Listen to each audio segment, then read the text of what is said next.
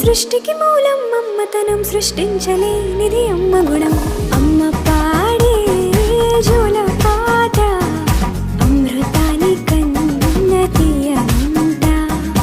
అమ్మ పాడే లాలి పాట తేనెలూరి పారే ఏరునంట.